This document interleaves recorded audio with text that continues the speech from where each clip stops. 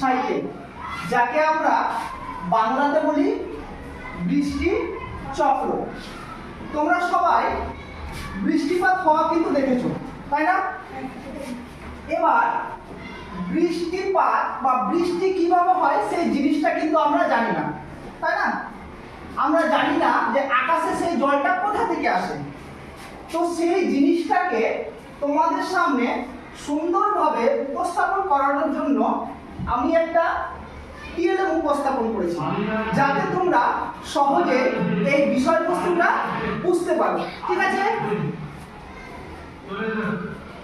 চলো আমি তোমাদের একে একে বুঝিয়ে দিই যে কিভাবে বৃষ্টিপাত হয়, তাই না? সবাই শোনো মন দিয়ে। সবাই নদী, সমুদ্র, পুকুর, খাল, বিল প্রভৃতি তোমরা দেখেছো, তাই না? তো সেখান থেকে কিন্তু জল বাষ্পীভূত হয়। কি হয়? সেখান থেকে জল বাষ্পীভূত হয়। তাকে আমরা বলবো এভাপোরেশন। তাকে আমরা বলবো এভাপোরেশন। দেখবে অনেক সময় তোমরা সমুদ্র, নদী, খাল, বিল থেকে যখন সূর্যের আলো পড়ে তখন সেখান থেকে জল বাষ্পীভূত হয়।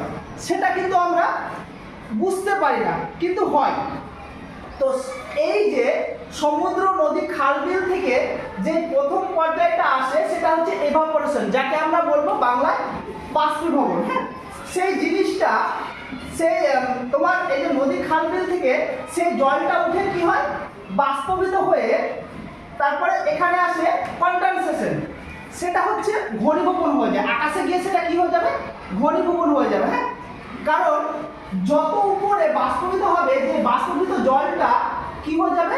ওপরে যত উঠবে, ওপরে তো ঠান্ডা, তখন সেই জলটা কি হয়ে যাবে? জমাট বেঁধে যাবে। সেই জলটা কি হয়ে যাবে? জমাট বেঁধে যাবে।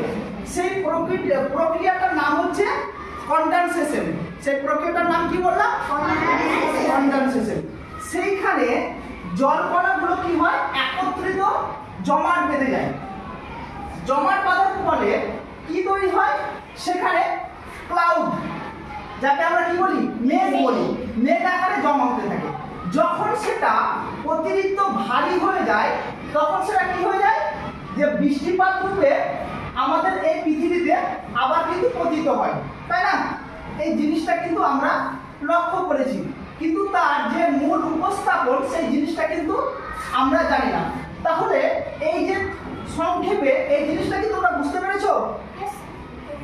আশা করি বুঝতে পেরেছো, তাই না?